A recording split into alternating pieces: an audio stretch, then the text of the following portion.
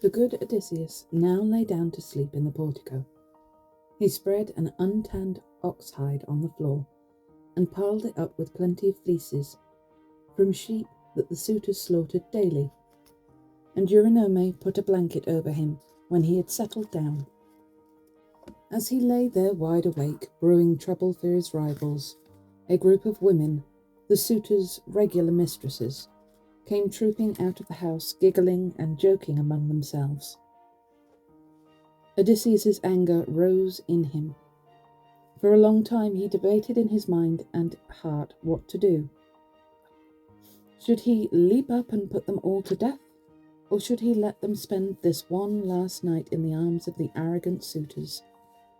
His heart growled within him, as a bitch growls standing guard over her helpless pups, ready to fight when she sees a stranger. In the same way, he growled inside himself in outrage at their wickedness. But striking his chest, he called his heart to order and said, "Patience, my heart. You had something far more ignominious than this to endure when the invincible Cyclops devoured your brave comrades, and yet you managed to hold out, till your cunning notion got you clear of the cave where you had thought your end had come." But though Odysseus was able, by such self-rebuke, to quell all mutiny in his heart, and steel it to endure steadily, nevertheless he could not help twisting and turning, just as a paunch stuffed with fat and blood is turned this way and that in the blaze of the roaring fire by a man who wants to get it quickly roasted. Twisting and turning, he pondered how, single-handed against such odds, he could get his hands on the shameless suitors, when Athene descended from heaven and approached him in the form of a woman. She stood above his head and spoke to him. "Sleepless again, Odysseus, most ill-fated of mortals? And why? This is your home. Your wife is inside, and so is your son, a youth whom any man might wish to have for a son." "Goddess," replied Odysseus, the master schemer, "all that you say is true, and yet my heart is in some perplexity. How am I to get my hands on these shameless suitors? I am alone, whereas they are always together in a crowd when they are here. And there's another and still more perplexing matter on my mind. If by Zeus's will and yours I kill them, where could I go to escape vengeance? I ask you to consider these problems." "You really are incorrigible," exclaimed the bright-eyed goddess. "Most people are content to put their trust in far inferior allies, mere mortals entirely devoid of cunning such as mine. But I, who have never ceased to watch over you in all your adventures, am a goddess. I will make my meaning plain. You and I could be surrounded by 50 companies of men-at-arms, all thirsting for our blood, but you would still drive away their cows and sheep. Come now, go to sleep. It is wearying to lie awake and keep watch the whole night through, and presently you will rise above your troubles." With which the lady goddess closed his eyes in sleep and returned to Olympus. But no sooner had sleep come to Odysseus, resolving all his cares as it relaxed his limbs, than his faithful wife awoke, and sitting up in her soft bed, gave way to tears. Then, tired of weeping, she made a special prayer to Artemis. "Artemis, lady goddess, daughter of Zeus, oh, for an arrow from your bow to pierce my heart and take away my spirit in this very hour, or let the storm wind snatch me up and carry me down the misty ways, to drop me where the stream of ocean circles back on itself, just as the daughters of Pandarius, who were carried away by the demons of the storm. The gods had killed their parents and left them orphaned in their home, but the divine Aphrodite nourished them on cheese, sweet honey and mellow wine. Hera made them beautiful and wise beyond all other women.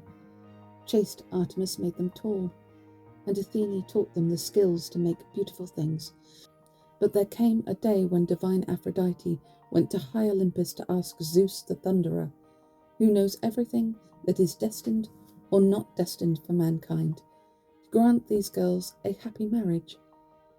And on that very day the storm fiend snatched them up and handed them over to the tender mercies of the avenging Furies, the dreaded Erinyes. Gods of Olympus, annihilate me like that, or strike me dead, Artemis of the beautiful hair, so that I may sink underneath the hateful earth with Odysseus's image in my heart, rather than delight the heart of a lesser man. Grief is endurable when one weeps with an ache in the heart during the day, but can at least sleep at night and forget everything, good and bad, once one's eyelids close. But all that a god sends me are bad dreams. This very night again I thought I saw Odysseus by me in bed, looking exactly as he looked when he sailed away with his army, and my heart leapt up, because I took it for no dream but reality.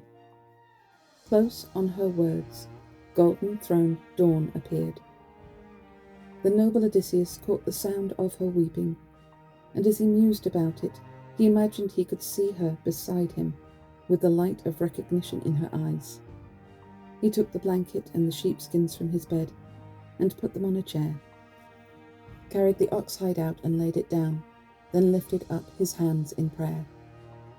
O Father Zeus, if it is true that after all your persecution you gods willed to bring me home over dry land and sea to my own country, let someone in the palace where they are waking now utter a word of good omen for me, and let some other sign outside the palace be given. That was his prayer. Far above the clouds, Zeus the counsellor heard it, and thundered in the clear sky. Noble Odysseus rejoiced, and close upon this, from within the palace, there came the words he wanted, from a female slave in a building nearby, where the king's hand-mills stood. 12 women had to toil away at these mills, grinding barley and wheat for nourishing bread. At the moment they had all ground their share and gone off to sleep, except one not so vigorous as the rest, who had not yet finished her task. This woman stopped her mill now and uttered the words of omen for her master. Zeus, Lord of gods and men, how loudly you thundered from a starry sky, and never a cloud in sight. You must have meant it as a sign for someone. Listen to poor me too, and let my wish come true. Let today's be the very last of the suitors' sumptuous feasts in Odysseus's palace. My knees have grown weak from the heart-breaking drudgery of grinding corn for the suitors. May this be their last dinner, say I. The woman's words of omen combined with the clap of thunder to make Odysseus a happy man. He felt that a crushing revenge on the sinners was assured. By this time the other maids were stirring in Odysseus's fine palace and making up the fire, which never quite died down on the hearth. Telemachus got up from his bed, looking like a young god, and put on his clothes. He slung his sharp sword from his shoulder, bound a beautiful pair of sandals on his glistening feet, picked up his great bronze-pointed spear, and made his way to the threshold of the hall, where he spoke to Euryclea. Nurse, dear, he said, did you women attend properly to our visitor here, in the matter of food and bedding? Or did he sleep as best he could? That would be just like my mother, who for all her wisdom is far too ready to make much of a lesser man and send a better man packing. Come, my child, said the level-headed Euryclea. I wish you wouldn't blame your mother when there is no cause. The man sat and drank as long as he wanted. As for food, he said he had no appetite for more. Your mother asked him, and when the time came to think of sleep, she told the servants to make him a proper bed. But like a poor fellow utterly down on his luck, he refused to sleep between blankets on a bed, and lay down instead on an undressed hide and some sheepskins in the portico. It was we who spread a blanket over him. That was her account. Telemachus set out from the hall, spear in hand, escorted by 2 hunting dogs, and made his way to the assembly place to join his fellow countrymen. Meanwhile, the daughter of Ops, Paisonor's son, the excellent Euryclea, issued her orders to the maids. "To work," she called. "You there, sweep and sprinkle the floors. Look sharp about it and spread the purple coverings on those special chairs. And you, sponge all the tables down, and wash the wine bowls and those precious 2-handled cups. And you others, run off to the well and fetch us some water as quick as you can. We shall soon have the suitors in the hall. They're coming early. Today's a festival." The girls heard and obeyed. 20 went off to draw water from the dark waters of the well, while the rest got on efficiently with the work indoors. The haughty men-servants next appeared, and chopped up the firewood in a neat and businesslike manner.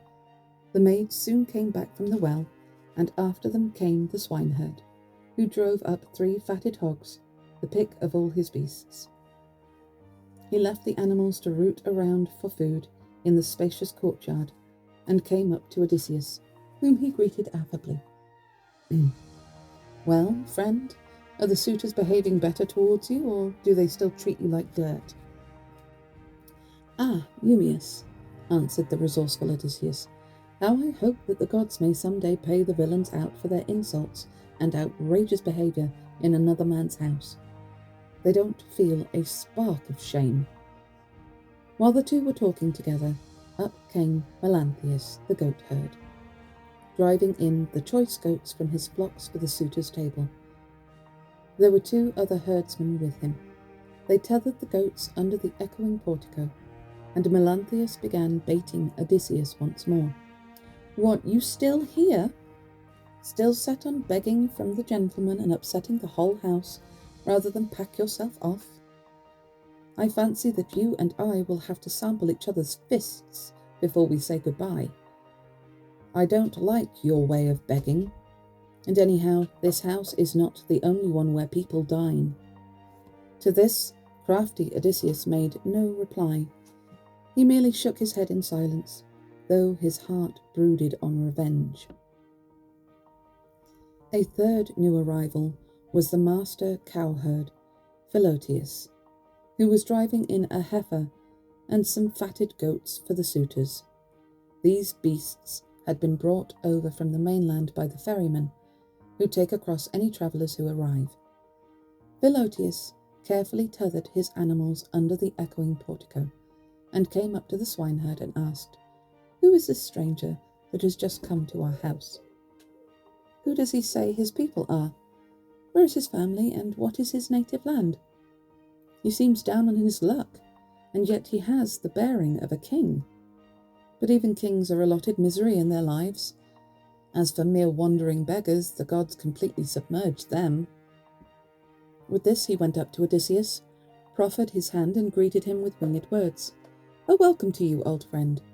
You are in deep trouble now, but here's to your future happiness. Father Zeus, you are the cruelest of gods. You have no compunction about dealing out misfortunes, misery, and suffering to us men. Yet it was you who caused us to be born. Why, did they screw your mother as well? My friend, when I caught sight of you just now, the sweat broke out on me, and my eyes are still filled with tears, because you bring Odysseus to my mind. For I reckon that he too, in just such rags as you have on, must be a wanderer on the face of the earth, if indeed he is alive and can still see the sunshine.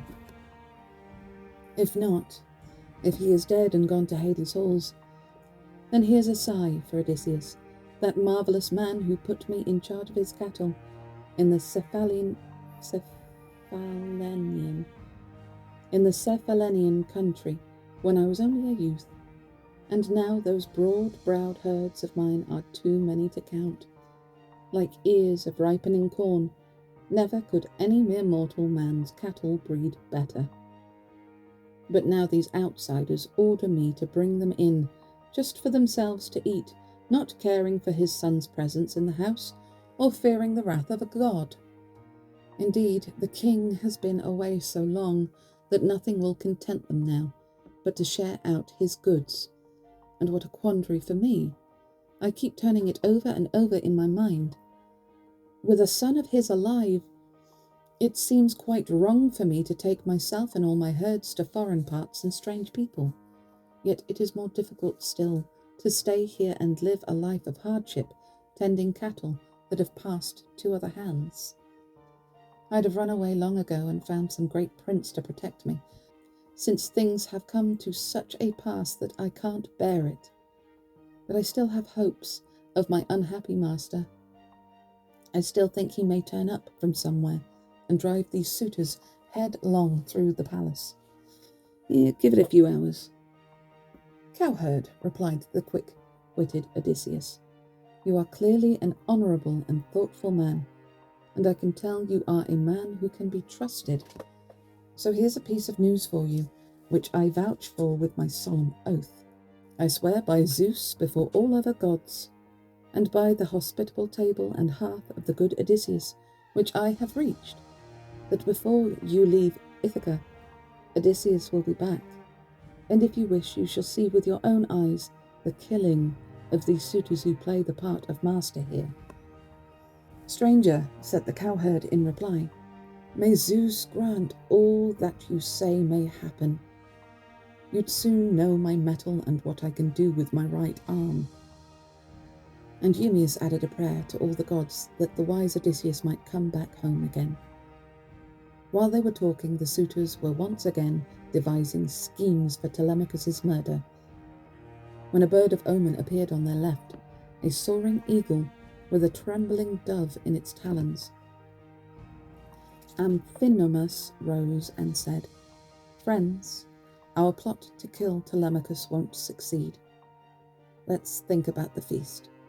His suggestion pleased them, and they adjourned to the noble Odysseus's palace, where they threw down their cloaks on seats and chairs, and proceeded to slaughter the large sheep, the fatted goats and pigs, and a cow from the herd.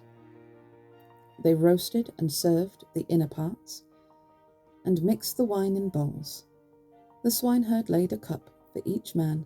The master herdsman, Philotius, served them with bread in fine dishes. Melanthius went round with the wine, and they helped themselves to the good food spread before them. Wait, have they made any libations to the gods? Because that seems to be a big no-no if they haven't, which probably just shows their character.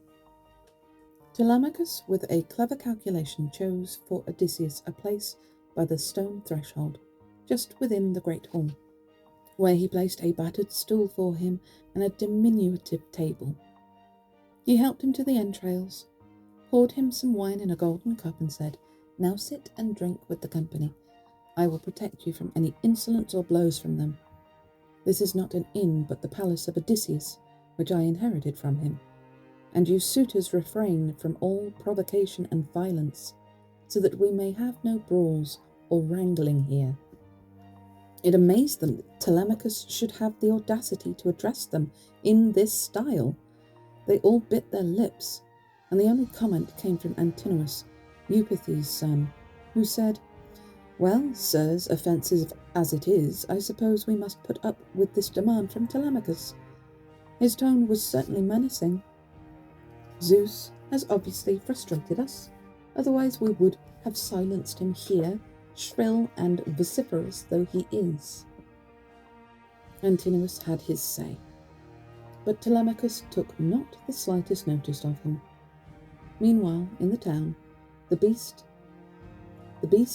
destined for sacrifice on this holy day were being led by heralds through the streets, and the long-haired Achaean townsfolk were congregating in the shady grove of Apollo the archer. But the party in the palace, after the outer flesh had been roasted, taken off the spits, and carved up, devoted themselves to the pleasures of the table. The serving men gave Odysseus his fair share, which was the same as they got themselves, in accordance with the instructions of his son Telemachus. But Athene had no intention of letting the arrogant suitors abandon their caustic insults.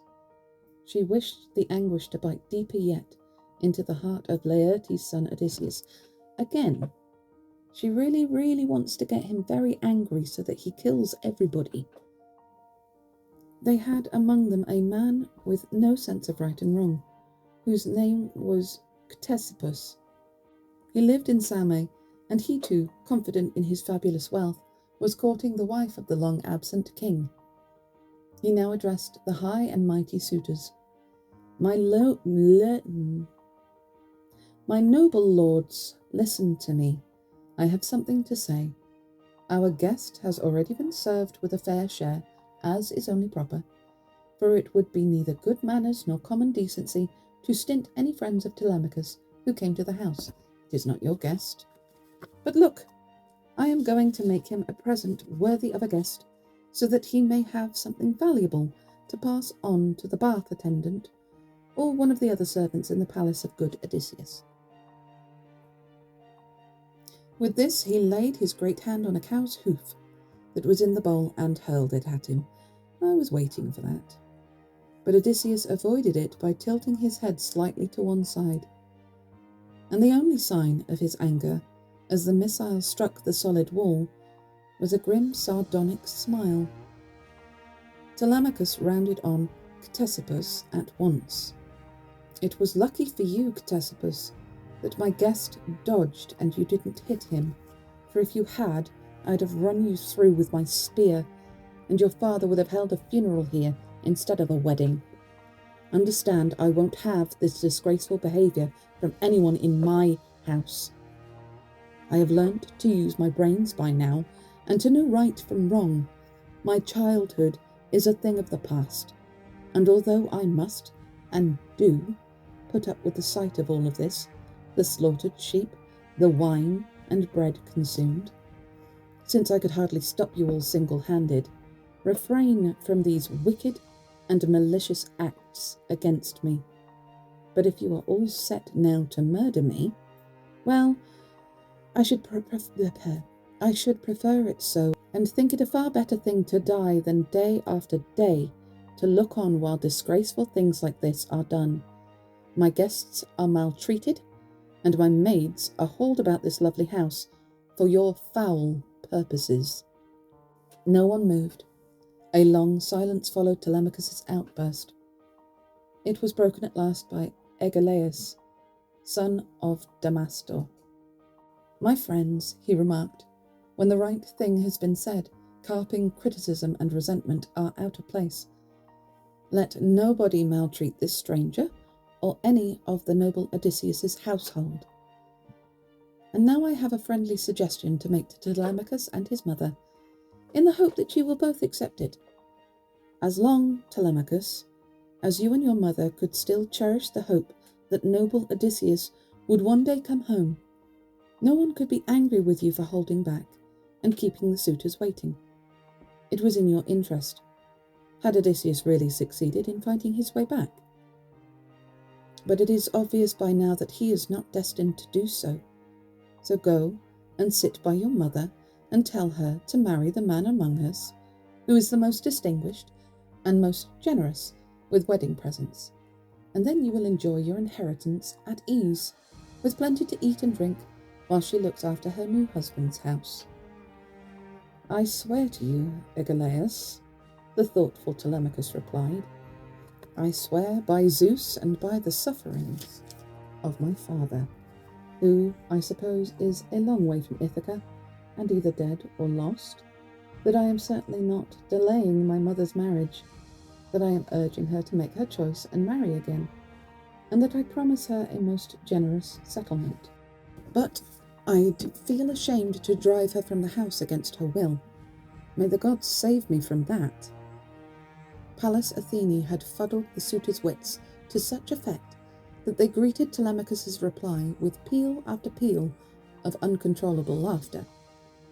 But before long their laughing faces took on a strained and alien look. Blood was spattered on the food they ate. Their eyes were filled with tears, their hearts with foreboding of grief. And now the voice of the godlike prophet Theoclymenus was heard. Unhappy men, he cried, what horror is this that has descended on you? Your heads, your faces, and your knees are veiled in night. The air is ablaze with lamentation. Cheeks are streaming with tears. The walls and lovely alcoves are splashed with blood. The porch is filled with ghosts. So is the court. Ghosts hurrying down to darkness and to the underworld. The sun is blotted out from heaven, and a foul mist has crept upon the world. They laughed at him. They laughed delightedly with one accord.